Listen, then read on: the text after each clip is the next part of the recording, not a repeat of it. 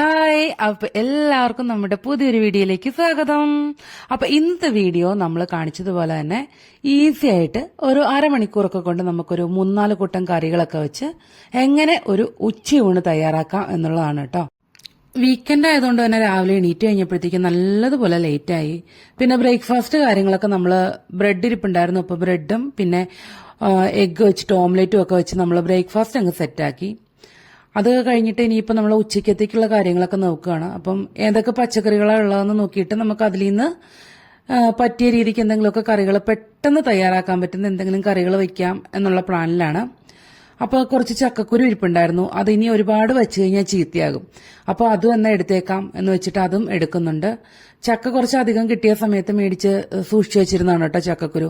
പക്ഷെ അത് പെട്ടെന്ന് കേടായി പോകുന്നുണ്ട്. ചക്കക്കുരു ഈ പറഞ്ഞ പോലെ സ്റ്റോർ ചെയ്ത് വെക്കാം. നിങ്ങളുടെ കയ്യിൽ എന്തെങ്കിലുമൊക്കെ സൊല്യൂഷൻ ഉണ്ടെങ്കിൽ ഒന്ന് പറയണം കേട്ടോ എന്താണെന്നുള്ളത്. പിന്നെ വെള്ളരിക്കയും ഈ പറഞ്ഞ പോലെ ഒരു ചെറിയ കഷ്ണം ഇരിപ്പുണ്ട്. അതും ഇനിയിപ്പോൾ വെച്ച് കഴിഞ്ഞാൽ ചീത്തയാവും. അങ്ങനെ നോക്കുമ്പോഴത്തേക്കും ചീര 2 കെട്ടിരിപ്പുണ്ട്. എന്നാൽ പിന്നെ ചീര എടുക്കാമെന്ന് വെച്ചു. ചീര ഒരു അവിയൽ വെച്ച് നമ്മുടെ വെള്ളരിക്കയും ചക്കക്കുരും എല്ലാം കൂടി ഇട്ട് മാങ്ങയൊക്കെ ഇട്ടിട്ട് ചീര ഒരു അവിയൽ വെക്കാമെന്ന് വിചാരിച്ചു. ചക്കക്കുരുവിന്റെ കാര്യം ശരിക്കും ശോകമായി കേട്ടോ. ഒന്നും അങ്ങോട്ട് നല്ലത് കിട്ടിയില്ല. പിന്നെ ഉള്ളതിൽ നിന്ന് ഒരു 5-8 എങ്ങനെയെങ്കിലുമൊക്കെ പെറുക്കി എടുക്കുക ചെയ്യുന്നത്. അത് കുറേയൊക്കെ പൂപ്പൽ പിടിച്ചു പോകുന്നുണ്ട്. പിന്നെ വെള്ളം ഇരുന്നിട്ടാണോ എന്നറിയില്ല. ഞാൻ ഈ പറഞ്ഞ പോലെ കഴുകി ഉണക്കിയിട്ട് നമ്മുടെ പ്ലാസ്റ്റിക് റാപ്പർ ഉണ്ടല്ലോ അതിന്റെ ഉള്ളിൽ ഇങ്ങനെ ചുറ്റി വെക്കുക ചെയ്തത്.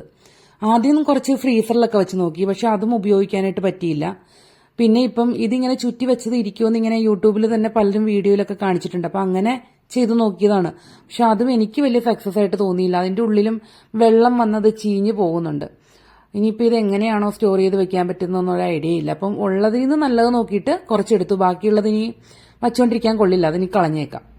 അപ്പം അവിയലിനുള്ള കാര്യങ്ങളൊക്കെ സെറ്റാക്കി. ഇനി കഷ്ണങ്ങളൊക്കെ ഒന്ന് അരിഞ്ഞെടുക്കണം.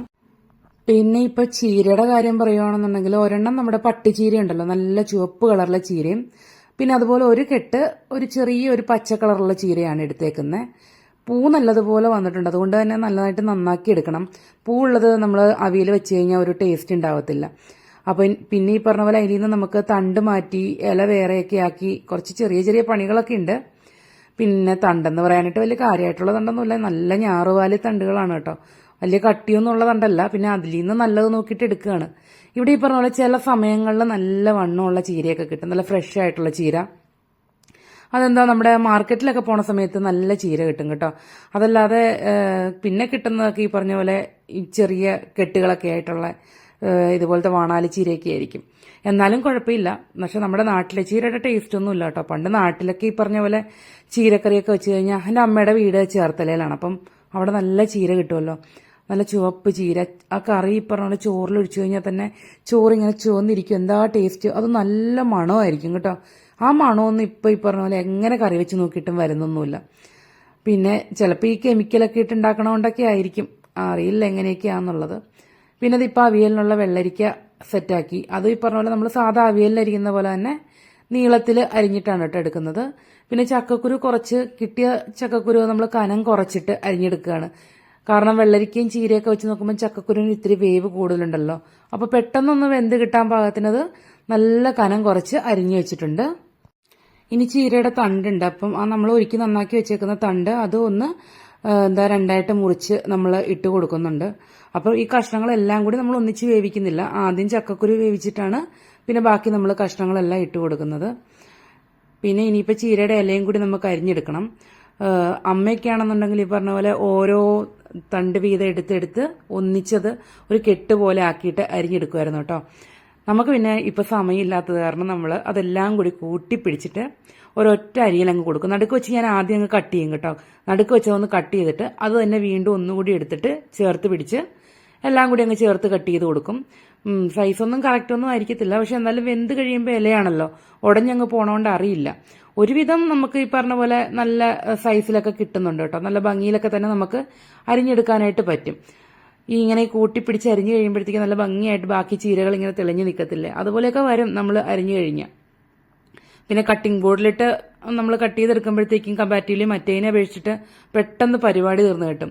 കൈ പിടിച്ചിട്ട് ഇങ്ങനെ അരിഞ്ഞെടുക്കുന്നതിനേക്കാൾ ഈസി ആയിട്ട് ഇത് കഴിയും. പിന്നെ ഈ അരിയണേൻ്റെ കൂട്ടത്തിൽ തന്നെ നമ്മൾ കൗണ്ടർ ടോപ്പും ഒക്കെ അങ്ങ് ക്ലീൻ ചെയ്ത് പോയി കഴിഞ്ഞാൽ പിന്നെ നമ്മൾ അതിനായിട്ടൊരു ടൈം കളയേണ്ട കാര്യമില്ല. ഇല്ലെങ്കിൽ എല്ലാം കൂടി നമ്മൾ കൂട്ടി വെച്ച് കഴിഞ്ഞാൽ പിന്നെ അത് നമ്മൾ കഴുകാൻ പോകണം.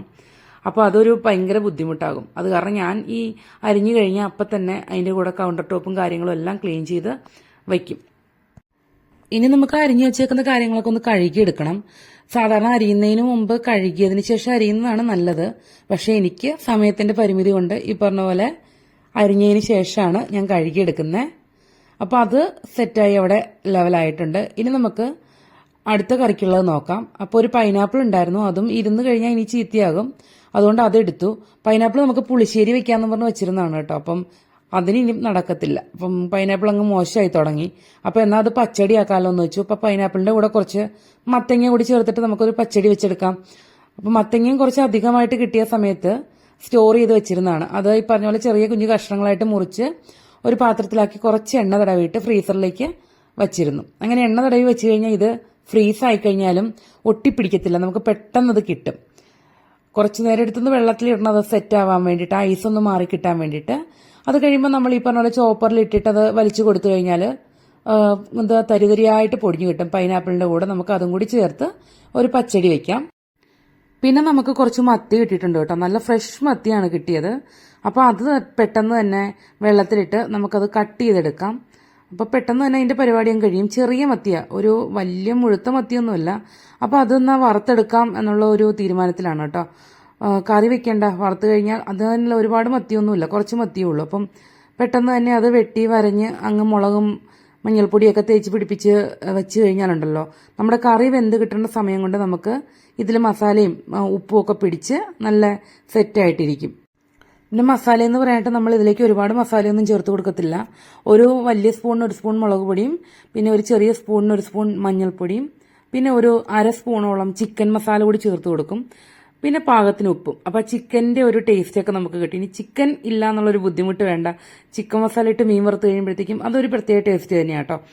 പിന്നെ ഒരിത്തിരി വെള്ളമൊക്കെ തിളച്ചെടുത്ത് അതൊന്ന് പറഞ്ഞ പോലെ മീൻ പുരട്ടിയൊക്കെ വെച്ച് കഴിഞ്ഞാൽ അതവിടെ സെറ്റായിട്ടിരിക്കും.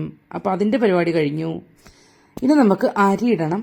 അപ്പം ഒരു ഗ്ലാസ് അരി നമ്മൾ എടുത്തിട്ടുണ്ട്. അപ്പോൾ അതൊന്ന് കഴുകി ഞാൻ ആദ്യമേ വെള്ളം തിളപ്പിച്ചിട്ട് രണ്ടാമത് അരി ഇട്ട് കൊടുക്കുക, അങ്ങനത്തെ ഒരു പരിപാടിയല്ല കേട്ടോ. അരിയും വെള്ളവും എല്ലാം കൂടി ഒന്നിച്ചിട്ട് തിളപ്പിക്കുകയാണ് ചെയ്യുന്നത്. അങ്ങനെ തിളച്ച് കഴിഞ്ഞാൽ ഈ പറഞ്ഞ പോലെ പെട്ടെന്ന് നമുക്ക് വെന്ത് കിട്ടും. നന്നായിട്ട് തിളച്ച് കഴിയുമ്പോഴത്തേക്കും ഒരു 2-3 മിനിറ്റ് തീ കൂട്ടി വെച്ചൊന്ന് തിളപ്പിച്ചെടുത്തിട്ട് പിന്നെ നമ്മുടെ റൈസ് കുക്കറിലേക്ക് അത് ഇറക്കി വെച്ച് കഴിഞ്ഞാൽ ഒരു 1.5 മണിക്കൂർ കൊണ്ട് തന്നെ നമുക്ക് അരി വെന്ത് കിട്ടും. ഇനി നമുക്ക് ചീര അവിയലങ്ങ് വെച്ചെടുക്കാം. അതിനായിട്ട് ചക്കക്കുരു ആദ്യം വേവിക്കാനായിട്ട് ഇട്ടിട്ടുണ്ട്. കുറച്ച് ഉപ്പ് കൂടി ചേർത്ത് കൊടുത്താണ് കേട്ടോ വേവിച്ചെടുക്കുന്നത്. ഇപ്പോൾ ഏകദേശം ചക്കക്കുരു നല്ലതുപോലെ വെന്ത് വന്നു കഴിയുമ്പോഴത്തേക്കും അതിലേക്ക് നമ്മൾ അരിഞ്ഞു വെച്ചിരിക്കുന്ന നമ്മുടെ ചീരയുടെ തണ്ടും അതുപോലെ തന്നെ വെള്ളരിക്കയും പിന്നെ ഒരു ചെറിയ സ്പൂണിന് 1 സ്പൂൺ മഞ്ഞൾപ്പൊടിയും പിന്നെ പാകത്തിനുള്ള മുളക് പൊടിയും കൂടി ചേർത്ത് ഒരു 1/4 കപ്പോളം വെള്ളവും കൂടി ഒഴിച്ചിട്ട് പാകത്തിന് ഉപ്പും ചേർത്ത് നമ്മൾ അടച്ചു വെച്ചിട്ട് വേവിച്ചെടുക്കണം. അടച്ചു വെച്ച് വേവിച്ചെടുത്ത് കഴിഞ്ഞാൽ പെട്ടെന്ന് വെന്ത് കിട്ടും കേട്ടോ. പിന്നെ നമുക്ക് കറിവേപ്പില വേണമെന്നുണ്ടെങ്കിൽ ഒരു സ്മെല്ലിനൊക്കെ വേണ്ടിയിട്ട് ഈ സമയത്ത് കുറച്ച് കറിവേപ്പില കൂടി ചേർത്ത് കൊടുക്കാം. ഞാൻ സാധാരണ അവിയൽ വെക്കുമ്പോഴത്തേക്കും കഷ്ണം വേവിക്കുന്നതിൻ്റെ കൂടെ കുറച്ച് കറിവേപ്പില കൂടി ഇട്ട് വേവിച്ചെടുക്കാറുണ്ട്, നല്ല ഒരു മണത്തിന് വേണ്ടിയിട്ട് കേട്ടോ. ഇത് ഇപ്പോൾ ഏകദേശം അത് നല്ലതുപോലെ വെന്ത് വന്നു. അതിലേക്ക് നമ്മൾ അരിഞ്ഞു വെച്ചിരിക്കുന്ന ഇല ചേർത്ത് കൊടുത്തിട്ടുണ്ട്. പിന്നെ കുറച്ച് പച്ചമാങ്ങ കൂടിയുണ്ട്. ഇതും ഈ പറഞ്ഞ പോലെ കുറച്ച് അധികം കിട്ടിയ സമയത്ത് ഫ്രീസ് ചെയ്ത് വെച്ചിരുന്നതാണ് കേട്ടോ പച്ചമാങ്ങ. ഇനിയിപ്പോൾ നമുക്കിതിലേക്ക് ആവശ്യമായിട്ടുള്ള അരപ്പ് തയ്യാറാക്കണം. അതിനായിട്ട് നമ്മൾ തേങ്ങ പൊട്ടിച്ചിട്ട് ചിരണ്ടി എടുക്കണം. തേങ്ങ പൊട്ടിച്ചപ്പോൾ നമുക്ക് അൺഎക്സ്പെക്റ്റഡ് ആയിട്ട് കിട്ടിയാണ് കേട്ടോ. അതിൻ്റെ ഉള്ളിൽ ഒരു ചെറിയ കഷ്ണം പൊങ്ങുണ്ടായിരുന്നു കേട്ടോ. അപ്പോൾ അത് എന്താ പറയുക, ഒരു സർപ്രൈസ് ഗിഫ്റ്റ് എന്ന പോലെ അത് കിട്ടി. പിന്നെ അതിലേക്ക് ആവശ്യമായിട്ടുള്ള തേങ്ങാക്കൊത്ത് എടുത്തിട്ടുണ്ട്. ഒരു 2 ചെറിയ ഉള്ളിയും കൂടി ചേർത്ത് കൊടുത്തു. പിന്നെ 1 സ്പൂൺ ജീരകം. പിന്നെ ഈ കളറിന് വേണ്ടിയിട്ടാണ് കേട്ടോ ഞാൻ ഈ ബീട്രൂട്ട് ചേർത്ത് കൊടുക്കുന്നത്. എന്നാലും വലിയ കളറൊന്നുമില്ല, ചെറിയൊരു പിങ്ക് കളറിന് വേണ്ടിയിട്ട്. കണ്ടല്ലോ, നമ്മുടെ ആ ചുമല കളർ ചീരയാണ് നമ്മൾ വേവിച്ചത്. വേവിച്ച് കഴിഞ്ഞപ്പോഴത്തേക്കും അത് വീണ്ടും പച്ച കളറിലേക്കായി. ഇപ്പം ഇങ്ങനെ അരപ്പ് ചേർത്ത് കൊടുക്കുമ്പോഴത്തേക്കും ഒരു ചെറിയ പിങ്ക് കളറൊക്കെ നമ്മുടെ ചീരക്കറിക്ക് കിട്ടും. അതിന് വേണ്ടിയിട്ടാണ് കേട്ടോ ഞാൻ ചേർത്ത് കൊടുക്കുന്നത് ആ ബീട്രൂട്ട്. ഇഷ്ടമുണ്ടെങ്കിൽ ചേർത്ത് കൊടുത്താൽ മതി, ഇല്ലെങ്കിൽ ബീട്രൂട്ട് നമ്മൾ ചേർത്ത് കൊടുക്കണ്ട. എനിക്ക് കളർ ഇഷ്ടമുള്ളതുകൊണ്ടാണ് ചേർക്കുന്നത്. അപ്പം നമ്മുടെ ചീരയൊക്കെ സെറ്റായിട്ടുണ്ട്. കുറച്ച് കറിവേപ്പിലേക്ക് ഇട്ട് 1 സ്പൂൺ പച്ച വെളിച്ചെണ്ണയൊക്കെ ഒഴിച്ച് അത് ലെവലായി. ഇനി നമുക്ക് പച്ചടി വേവിച്ചെടുക്കാം. അതിനായിട്ട് നമ്മൾ അരിഞ്ഞു വെച്ചിരിക്കുന്ന കഷ്ണങ്ങളെല്ലാം ചേർത്ത് കൊടുത്ത് അതിലേക്ക് നമ്മൾ ഒരു 1.5 കപ്പോളം അല്ല 1 കപ്പോളം മതി ശർക്കരയും കൂടി പൊടിച്ച് നമ്മൾ ചേർത്ത് കൊടുക്കുന്നുണ്ട്. ഒരു 10-15 മിനിറ്റ് നമ്മൾ അടച്ചു വെച്ച് വേവിച്ചെടുക്കുമ്പോഴത്തേക്കും തന്നെ ശർക്കര നല്ലതുപോലെ ഉരുകി വരും. നമുക്ക് അരപ്പ് തയ്യാറാക്കാനായിട്ട് തേങ്ങയിലേക്ക് 1 സ്പൂൺ ജീരകവും കടുകും അതുപോലെ ഒരു എരിവുള്ള പച്ചമുളക് 1 2 ചേർത്ത് കൊടുക്കാം. കാരണം പച്ചടിക്ക് കുറച്ച് മധുരമായത് കാരണം അരപ്പിൽ കുറച്ച് എരിവുണ്ടെന്നുണ്ടെങ്കിൽ ഒരു പ്രത്യേക ടേസ്റ്റ് അല്ലേ അത്. അപ്പം അതുകൂടി നമ്മൾ ചേർത്ത് കൊടുത്ത് നല്ലതുപോലെ ഇളക്കിയെടുത്ത് കടുകും കറിവേപ്പിലയും വറ്റൽമുളകും ഇട്ട് കടുക് പൊട്ടിച്ചെടുത്ത് കഴിഞ്ഞാൽ പച്ചടി നമ്മുടെ റെഡി ആയിട്ടുണ്ട്. ഇനി നമുക്ക് മീൻ വറുത്തെടുക്കാം. ഒരു പാനിലേക്ക് നമ്മൾ എണ്ണ ചൂടാക്കിയിട്ട് മീനുകളെല്ലാം കൂടി ഇട്ട് തിരിച്ചും മറിച്ചും ഇട്ട് മീൻ വറുത്തെടുത്ത് കഴിഞ്ഞാൽ അതിൻ്റെ പരിപാടിയും കഴിഞ്ഞു. പിന്നെ ഒരു ചെറിയ സ്മെല്ലൊക്കെ കിട്ടാൻ വേണ്ടിയിട്ട് ഞാൻ കുറച്ച് സബോള വട്ടത്തിലരിഞ്ഞ് അതിൽ ചേർത്തിട്ടുണ്ട്. ഒഴിച്ചുകറി എന്ന് പറയാനായിട്ട് പ്രത്യേകിച്ചൊന്നും ഇല്ലാത്തതുകൊണ്ട് തന്നെ നമ്മൾ കുറച്ച് പച്ചമോരെടുത്തിട്ട് ഇഞ്ചിയും പച്ചമുളകും അതുപോലെ കറിവേപ്പിലയൊക്കെ കൂടി ചതച്ച് ഒരു സംഭാരം പോലെ ഉണ്ടാക്കുന്നുണ്ട്. മോരിന് നല്ല പുള്ളിയുള്ളതുകൊണ്ട് തന്നെ സംഭാരം ഉണ്ടാക്കിയാൽ നല്ല ടേസ്റ്റ് ആയിരിക്കും. ഞാൻ നാട്ടിൽ നിന്ന് ഉറ കൊണ്ടുവന്നിട്ട് നമ്മുടെ മോര് ഉറയൊഴിക്കുകയാണ് ചെയ്യുന്നത്. പച്ചപ്പാലും ഉറയൊഴിക്കും, അതുപോലെ തന്നെ തിളപ്പിച്ച പാലും എടുത്ത് ഉറയൊഴിക്കാറുണ്ട് കേട്ടോ. പക്ഷെ പച്ചപ്പാലാണെന്നുണ്ടെങ്കിൽ ചെറിയൊരു ഇഴുക്കൽ പോലെ ഉണ്ടാവാറുണ്ട്. ഇപ്പോൾ തിളപ്പിച്ച പാലാണെന്നുണ്ടെങ്കിൽ നല്ല മോര് തന്നെ കിട്ടും. ഈ സമയം കൊണ്ട് നമ്മുടെ അരിയും ഏകദേശം നല്ലതുപോലെ തന്നെ വെന്ത് കിട്ടിയിട്ടുണ്ട്. അപ്പോൾ അതും നമ്മൾ വാർത്തെടുത്തു. അപ്പോൾ ഇതൊക്കെയാണ് നമ്മുടെ കറി കേട്ടോ. പച്ചടിയുണ്ട്, പിന്നെ അതുപോലെ തന്നെ നമ്മൾ ചീര അവിയൽ വെച്ചിട്ടുണ്ട്, പിന്നെ മീനും വറുത്തെടുത്തിട്ടുണ്ട്, പിന്നെ നമ്മുടെ പച്ചമോര് സംഭാരം ആക്കിയതുണ്ട് കേട്ടോ. അപ്പം ഇതൊക്കെയാണ് നമ്മുടെ ഇന്നത്തെ ഉച്ചയൂണിനുള്ള കറികൾ. അപ്പോൾ ഏകദേശം നമുക്ക് എല്ലാം കൂടി കറികളൊക്കെ ഉണ്ടാക്കാനായിട്ട് ഒരു ചോറും കറിയും എല്ലാം കൂടി നമുക്കൊരു 1/4 മണിക്കൂറോളം മാത്രമേ വേണ്ടി വന്നിട്ടുള്ളൂ കേട്ടോ. അപ്പം എല്ലാവർക്കും ഇഷ്ടപ്പെട്ടെന്നുണ്ടെങ്കിൽ എന്താ പറയുക, ഒന്ന് സപ്പോർട്ടൊക്കെ ചെയ്ത് മുമ്പോട്ട് പോകണം കേട്ടോ. Thank you.